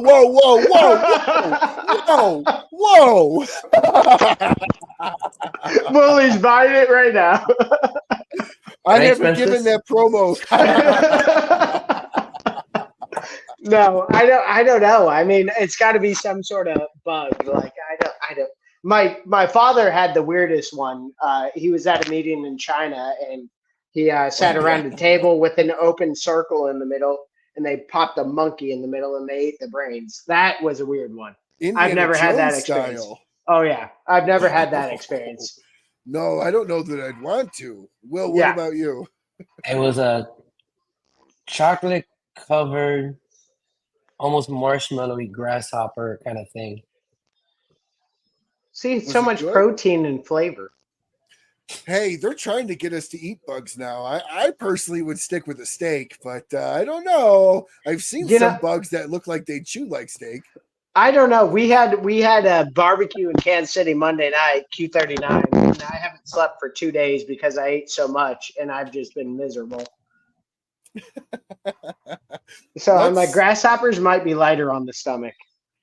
It was almost like eating a Twix, you know, it was like Milky Way Twix kind of thing.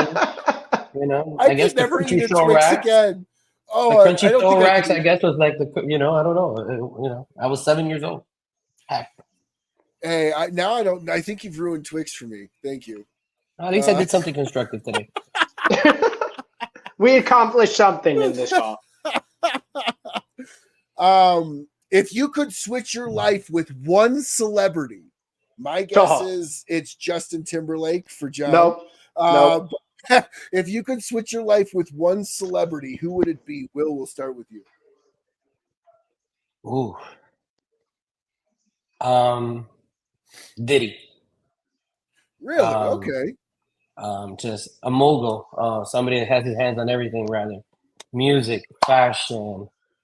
Now in liquor, you know, look what he did with Ciroc, and now he has his own tequila. Like he's done it all. And I've always been a Diddy fan, so bring on the shiny shoes and backwards hats and the shimmy shake around. Get that. So we're gonna cut that clip. And I'm just kidding. You can't, Ryan. It's live. Hands down, Ryan Reynolds. Like that guy has just monopolized the last 10 years and exploded. Yeah, I think Deadpool was made for him. The good Deadpool. Yeah, and then he does aviation. Then he does Mint Mobile, and sells that. And then he buys the soccer team, monopolizes them, and now he's going into Formula One and all the other stuff. It's insane. No, I totally agree. If you guys had another career to try outside of cigars, outside of sales, what would it be? John, we'll start with you. I always felt like I should be a hand model, like from a Zoolander. I feel like I have very pretty hands. Let's see. Now we got to see. They're very pretty. More like spirit fingers. I'm just thinking of the Seinfeld episode. He's wearing the gloves. I'm thinking of Zoolander where he has the big glass ball. Yes. I was a hand model. The little phone. Yes. What about you, Will? I don't know. My mom has always said I love to argue, so maybe I should have got into law or something. Maybe a lawyer. That comes with its own headaches. That's for sure. Cuban law is very different than U.S. law. What he says goes. And refrain from any comments since we're live and people can hear me speaking Spanish. Oh man. So let's see here. What is y'all's favorite mix with a cigar? So drink wise, Perry. Ooh. And what cigar? Is it La Aurora or any cigar? Oh, it's just your preference. I assume it would be La Aurora, but it's your preference. You give me this new 120. You give me like a nice cab, maybe a Duckhorn, Austin Hope. I'd be very happy. Okay. All right. What about you, John? I'm thinking. Oh boy. I don't know if you've had our new small batch, but that small batch with a nice rye bourbon is phenomenal. So yeah, John, show everyone the package because that's behind you. I was going to touch on that before the end, but you jumped ahead of me. I apologize. Small batch. So we have 4 iterations of this. This is small batch number 2. Only went to 36 accounts. We had 136 boxes, 100 something like that. So first round went DR only. There were sub 100 boxes. This round came here. The small batch number 3 will be coming out in January during TPE, and we'll have a greater amount of product to sell. And then small batch 4 will be small allocation for TAA in October. Awesome. I'll be looking forward to that box coming in the mail. Yeah, so absolutely. I'm just totally kidding. I'm totally kidding. So what's y'all's favorite size? Now, my Willie, would it be, say, Churchill for you, since that's what you no, okay. So what's your favorite size? We'll start with you, Will. Corona. Okay. But Corona's my favorite. Lancero as well. Lancero's mine. Under 50 ring gauge. So Lancero for you? Yep. And I would say La Aurora makes the best small ring gauge cigars in the game. Unofficially, officially, phenomenal. Problem is the U.S. market doesn't always attribute to that. So we're going to have some fun in the coming years, coming soon to you. If you find one of those humidor exclusive 100 on those Coronas that are out there somewhere, those are gems. Ooh, okay. So I'm hearing Lancero, and you said the 100 Años Corona? Phenomenal. There's a few out there. Okay. There's some unicorns out there. Awesome. I'm a Lancero guy. I'm the guy that actually buys boxes of Lanceros. Well, call us mid next year. Oh, sure. Well, I mean, yeah. We'll be on the show mid next year. Let's just say that. Wow. Okay. So we've got some inside information here. We've got the small batch. We've got small batch 3 coming out for TPE. Small batch 2 was released. Potentially something special in the Lancero size S coming out next summer. So we've got a lot to look forward to with La Aurora coming out. So few things. So when you're telling people what to look forward to, or you giving somebody your elevator pitch on La Aurora, what is it? Will, I'll start with you. What was the question again? Sorry. What is your elevator pitch for choosing La Aurora? I've never heard of them before. We're the oldest Dominican factory making cigars since 1903. So I like to think somewhere along the line, we kind of figured it out, what we're doing after 120 years this year. I mean, we're also known for our preferidos. That's our crown and jewel that we haven't really spoken about. Everyone's familiar with the tubos, the different color wrappers. Like I always tell people, that is the creme de la creme in our portfolio. That's why they're named after jewels. Every tubo is a different jewel. That is the cream of the crop when it comes to our tobacco and the way the cigar is made, aged. You know, if you open the box, there's a little card that tells you when the cigar was aged, when it was released, when it was boxed, and everything, that you can follow that cigar from the beginning to its end. So it's just education. I mean, there's no reason why you wouldn't want to put us in your humidor. I love that. That was like almost, I feel like it was in like an actual sales pitch. That was really, it almost feels like you've looked in the mirror and tested that one out a few times. He does. Stop giving all my secrets away, John. Jesus. What about you, John? I've never heard of La Aurora. I smoke only such and such cigar. Why should I go with you? I would say we're 120 years of Dominican excellence, but we're yet to get started. The great is yet to come. So for us, we have a lot of things that we're working on that are going to highlight what we're capable of. And thank you, Willie. What we're capable of and where we aspire to be in the coming future. Fantastic. Now, what is y'all's biggest pet peeve when you walk into a lounge? Who first? John goes first. Up in the air, John. Oh, biggest pet peeve when I walk into a lounge. I would say, honestly, so I'm very OCD with cleanliness. So dirty lounges drive me freaking bonkers. I would say walking in, seeing ashes all over the place and everything. That's my biggest pet peeve. Okay. I was gonna say dirty ashtray. Obviously, he just said that. But well, I think that's our biggest thing. Like, it's cleanliness. Like, you love my OCD in the humidor is seeing 3 cigars to the left, 2 to the right. So I'll be walking through and just like, grouping all the cigars together in a humidor shelf, just so everything's organized. Yeah. I'm with you. I don't like seeing empty boxes. I don't like seeing ashes. And for me, humidor is also how it looks, the presentation on it. If there's dust everywhere, I don't like that, you know. Looks like I don't know who this is, but this is just a comment from Sean Salgrad. Ken Hamlin, apparently you guys make stuff for him. I guess he's meeting with Sean tomorrow. Do you guys know who he is? Yeah, that's Ken Hamlin played for the Dallas Cowboys, a football player. We make a private label out of the factory that he sells on his own. Oh, okay. So let's talk about that here really quickly. You guys, La Aurora makes quite a bit of cigars for other brands as well.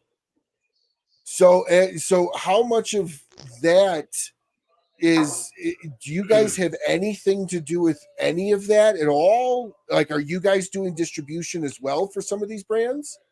We do not. That's a separate entity, factory direct, that has nothing to do with our side in the USA part.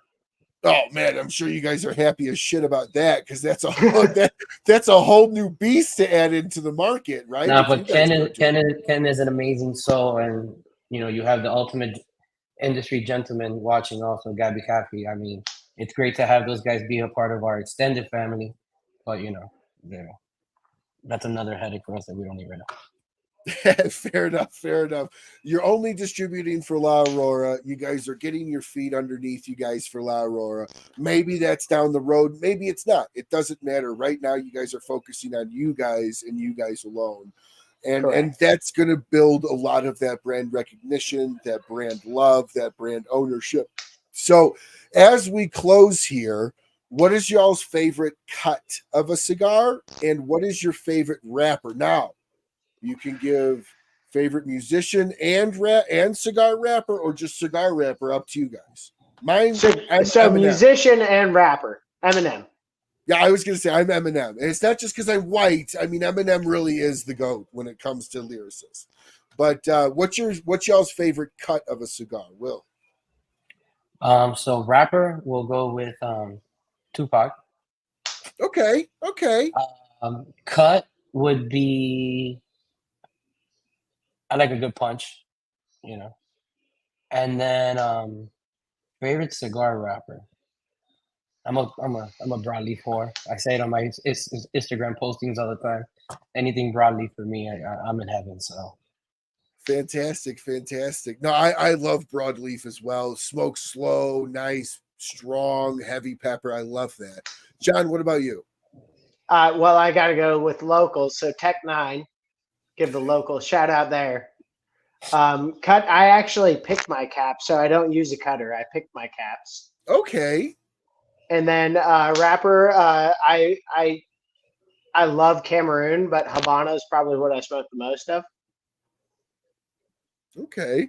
Now, are you Cameroon seed, or do you prefer like the Cameroon from Cameroon, like the marathon? When you can find true Cameroon, I love that. But I mean, I will take Cameroon seed grown elsewhere, but I think our Cameroon Preferido is dynamite.